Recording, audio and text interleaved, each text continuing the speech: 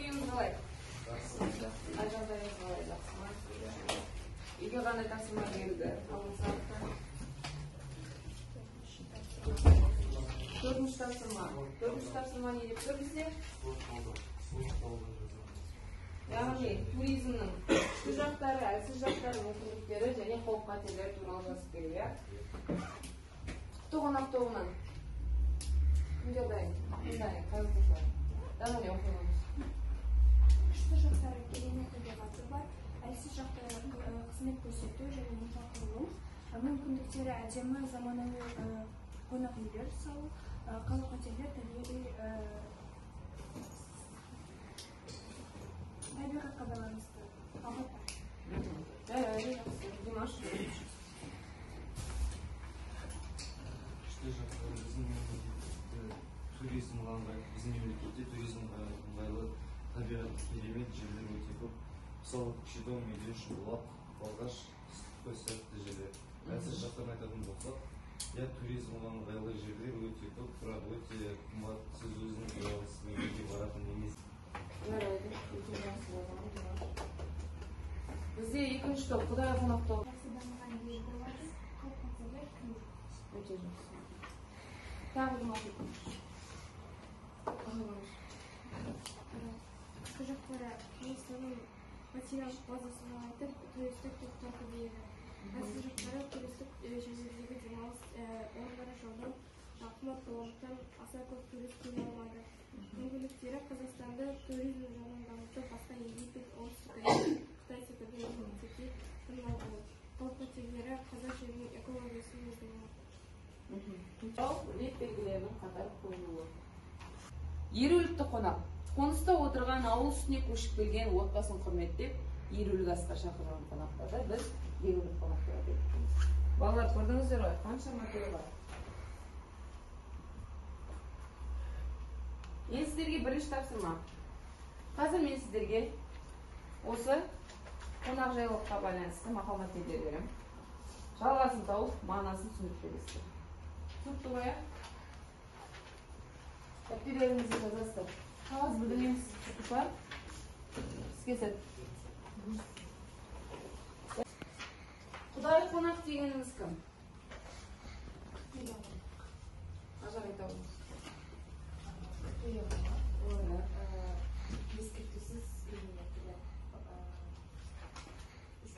Ескертусіз үйге келеді. Жарайды, тағы кім не қосады? Құдай қонақына топтан кім айтады? Құдай қонақ дегеніміз кім?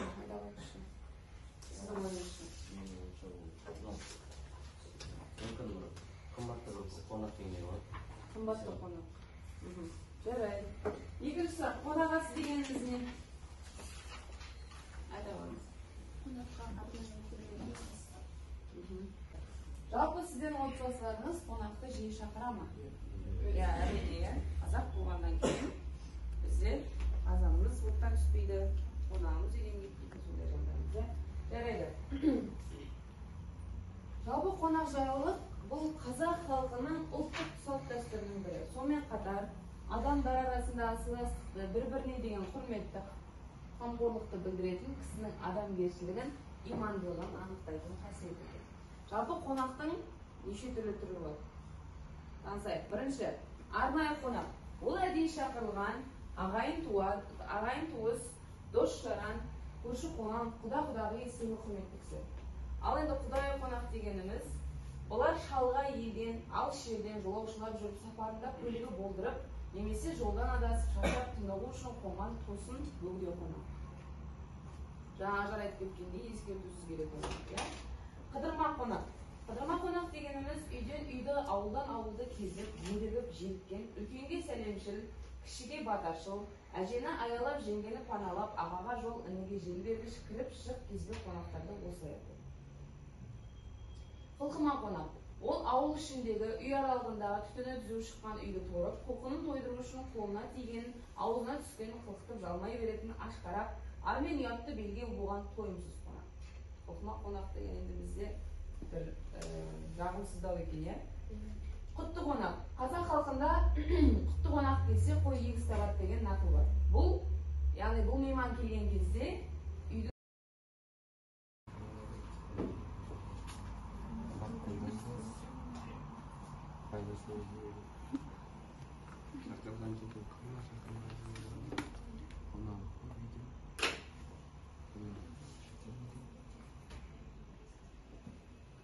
Қонақ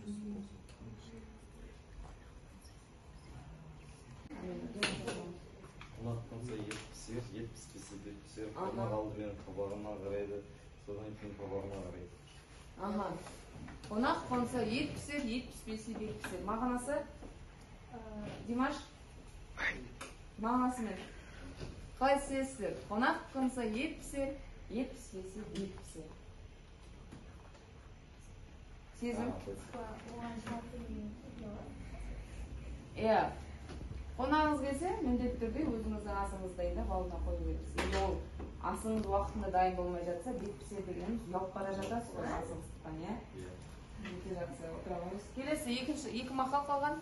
Қонақ қойдан жуас. Бай берсе де жей береді. Аха. Шақырған жерде қалма, шақырмаған жерге барма. Қалай түсінесіз? Қонақ қойдан да жуас. Май берсеңіз де жей береді. Екінші мақал. Шақырған жерден қалма, шақырмаған жерге барма. Ол енді бірден айтады. Қонақ қойдан жуас. Негізі малдың ішінде ең жуас қой екен дейді, момын сондай. Қонақсыңыз жуас қой, емесіңіз алдына жемейді. Әрине ол енді еті түзу, сондай бір ақкөңіл қонақ болса әрине. Өте жақсы жауап беріңіздер сіздер. Сыйлы қонақ босаға да отырмайды. Менің ойымша бұл мақал мәтелінің мағынасы қазақта сыйлы қонақ міндетті түрде төрге шығарады. Яғни сыйлы қонақ сол үйге отбасыға ол қонақ сыйлы және құрметті болғандықтан оны сол дастарханның төріне шығарады. Өте жақсы. Тағы келесі оқи қойыңыз. Қонағың алтын алма батасын, яғни адам қонаққа келген кезде сыйлығына қызықпа, сыйлығын алма, керісінше оны батасын алған жақсырақ, және де құрметпен көрінеді. Бата менен үйгө керек деген бар, бата деген өте жақсы. Келесі? Сыпайы қонақ сыйымды жейді, ал мұжын қонақ қайызды жейді. Үйге келген сыпайы қонақ өзіне арнайы берілген асты жеп, яғни орынды болып отырады, ал үйге келген мұжын қонақ үйдегі адамдардың басын ауыртып, әрді бәріне айтып Көп сөйлейді. Төртіншісі? Шолақ. Бағанағы айтқанымызда үйге келетін қонақты, яғни әр үйде болады ғой, көптер келетін. Сол үйдің қазаны еттен түспейтін, үйі әрқашан есігі ашық болатын. Жарайды, өте жақсы, өте дұрыс. Жарайсыздар, оқушылар, бірінші тапсырмалды жақсы деңгейде орындалды. Енді келесі бізде грамматикалық тақырып сұрау леп белгілерінің қатары қойылуы. Жалпы біз кездестіріп жатармыз, бірінші сұрау белгісі тұрады, кейін леп белгісі тұратын бізде көрсетіп жатырмыз. Әдебиетте де бұл қандай жағдайда қойылады? Егер сұраулы лептік интонациямен айтылған жағдайда бізде сұрау белгісі мен леп белгісі қатар қойылады екен. Мысалы, ойбай-ау, өмір бойы аңсап күткеніміз осы емес пе еді? Қараңыздаршы. Бұл жерде сұрап тұр, біріншіден. Екіншіден, біз бұл жерде көңіл-күй ауаны сезіп тұрмыз, қандай? Леп белгісі ол өзінің жеке бір эмоциясын көрсетеді. Өте жақсы. Яғни, көптен бері күтіп таңырқап тұрған адам, ойбай-ау, біз осы күнді көптен бері күткен емес пе едік деген секілді. Келесі, шіркін, сол есіктің ар жағындағы дүние қандай екен? Бұл да сұрап тұр, бірақ сағыныш сарыны бар, байқасаңыздар. Бір жағынан сұрап та тұр, бір жағынан сарын да бар. Сондықтан да бұл жерде сұрау белгісі леп белгісі қатар. Адам бір мезгілде ерекше қуанады, таңданатын кез болады, шаттанатын кез болады, немесе өмірі екі ұдай ойда жүретін кезіміз болады. Мұндай күйді білдіретін сөйлемнен кейін сұрау белгісі мен леп белгісі қатар қойылады. Яғни, бұлай ғой, сөзбен айтқанда. Егер сұрақ сарыны басымырақ болатын болса, бірінші сұрау белгісі тұрады, содан кейін леп белгісі тұрады. Егер де көңіл күйдің ауаны басымырақ болатын болса, бірінші леп белгісі, одан кейін сұрау белгісі тұрады екен. Естеріңізде болсын, түсінікті ғой, қандай жағдайда қойылады екен? Адам бір мезгілде ерекше қалған кезде шаттанады. Екі ұдай ой болған кезде, бір мезгілде шаттанғанда, таңданғанда, жалпы айтқанда сұраулы сөйлем лептік интонациямен келген кезде, өте жақсы. Келесі қазір екі топқа екі түрлі диалог беріледі. Сол диалогтарда қойылмай қалған тыныс белгілерін қойып шығасыздар. Түсінікті ғой, Қағазға емес пе?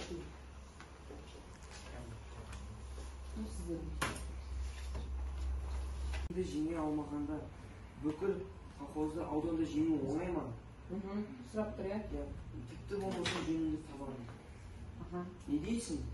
Аудан көп, қала колхоз көп. Біріне жарамаса, біріне жоспарым кетем. Біріне жарамаса, біріне жоспарым кетем. Өте жақсы, дұрыс. Мына топтан кім оқиды? Кім? Дайын? Айауым. Сізді. Қандай еді?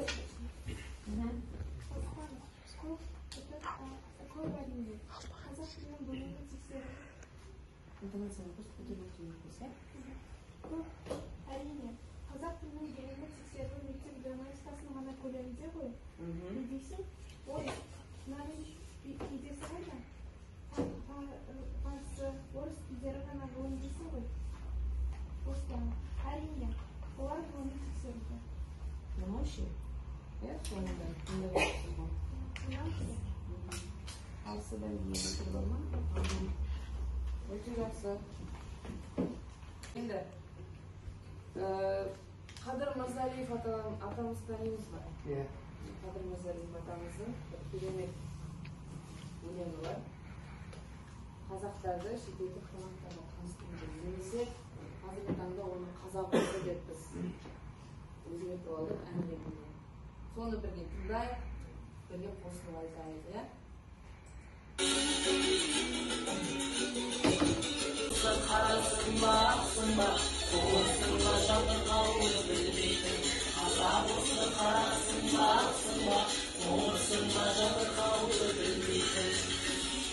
Көрдіңіздер ме, ішінде кекету де бар, иә? Шындығында айтқан. Байқа да тұр, саған да ол келер деп, ат мінгізіп жібек шапан жабады дейді. Шынында, иә? Иә, қазақтар ешкімді жақтырмайды. Қазақтар осындай. Кейбір жерлерінде енді қазақтар өзінің малын не үшін жинайды дейді? Оң сол шашу үшін жинайды. Енді бұл кекету, бірақ енді ол да рас, иә? Біз дүниені жинаймыз, соңында кредитке анау мынау деген жұмсай салатын. Қазақта сондай көп болып кетті. Бірақ ат мінгізіп жібек шапан жабу деген енді ойлаңыздар қаншама қандай құрмет, иә? Ой, қонақтығы жайлы айтқан, иә? Ауылдаяқ алатын, бірақ беруден жан салмайтын. Қазақтың яғни қолы ашық халық дегендігін білдіріп тұр, иә? Қандай керемет ән, Қадыр Мырзалиев аталарыңыз бұны қандай болады? Үшінші тапсырма. Қонаққа дегеніңіз не? Кім қалай түсінеді? Қонақта күтіп алатын адамдардың әмсіресін бөлетін болады. Өте жақсы, тағы. Мына топтар қонақ кәде, ат айтып тұр. Қонақтан кәде деуге болады. Қалай түсінеміз?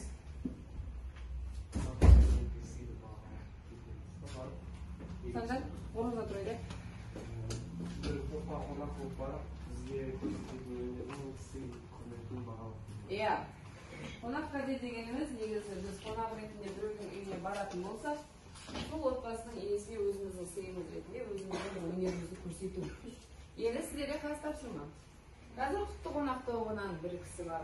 Құдай қонақ тобынан қонақ болып қайтады, өзінің қонақ кәдесін көрсетеді. Құдай қонақ тобынан да бір мүшесі тап солай жасайды. Ал енді араларыңызда бір адам сайлап шығарайық. Бұның қандай өнері бар? Келесі топқа барып қонақтарға өзіміз өнеріміз көрсетеміз. Иә, сіздер қандай өнер бар мысалға сіздерге? Мысалы домбыра. Домбыратар, мадияр домбыра тартасыз, иә? Өте жақсы. Сіздерге мадияр барады қазір қонақ ретінде. Сен әлемі Ажар ма? Ажар қандай өнер? Өлең оқу, өте жақсы. Ажар мына жаққа келіп өлең оқиды ма? Кім бірінші жасайды? Мадияр мына жерге келіп домбырасын тартады. Мадияр бастасын ба? Қошақпақтап қояды. Мадияр құтты қонақ тобына қонақ ретінде барады. Ассалаумағалейкум, қонаққа келдім. Қонаққа келгесін өзімнің өнерімді көрсетемін.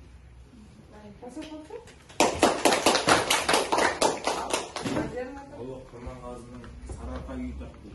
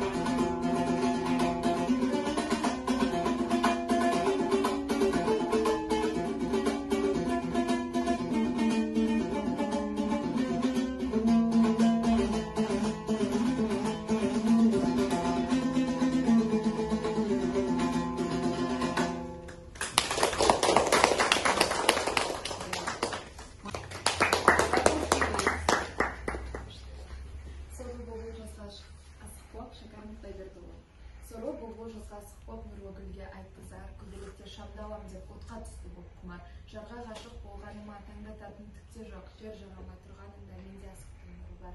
Жан денеме кіргенімде бірге кірген осыдер, жан беретін дәрігерімде ем табылмай қор болар. Менде барда тіпті сізде жоқ емес бұл қасиет, оны шөп бәріңізде дедіңіздер жауды жар. Алдағанға кеттің азып, әпсін оқып үйреніп, берді сайтандыға жазып соны қылдың ғой.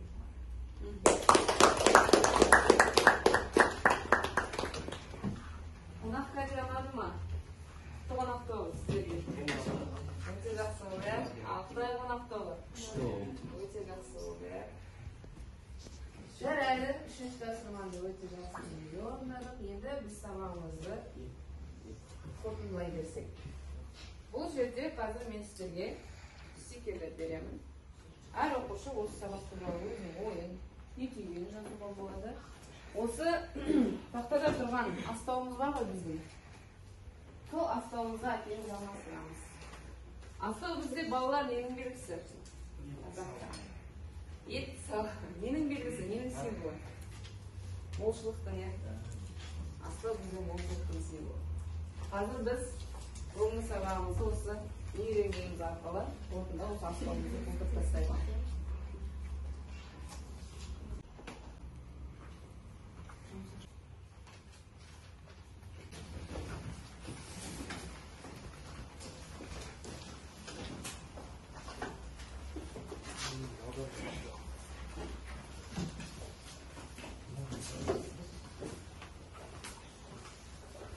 Бізде қазақта жақсы сөз бар, иә? Ата менен ел болу. Хақ қарасын, бақ дарысын, дастарханға береке берсін, елге дәулет мереке берсін. Шыққанның есесін берсін, қалғанның берекесін берсін. Кең пейіл берсін, ұзақ өмір берсін. От айнала бас берсін, өріс толы мал берсін. Мал берсе қайырын берекетімен берсін, бас берсе азық несібесімен берсін. Өте жақсы. Осы қалап еді. Батпасын, батан желер жатпасын, қыдыраттап қолдасын. Құдай берсін, кең болмасын, дастарханың мол болсын, төрт түлігің толық болсын. Дастарханың жайлы болсын, қонағың көп болсын, өмірің асты болсын. Ой, жарайсыздар. Отарбай тұрған өте болмасты, да? Өте жақсы. Осымен біздің бүгінгі сабағымыз аяқталды. Ай тапсырмасын. Көп ойлаймын сіздерге. Көп рахмет қатысқандарыңызға.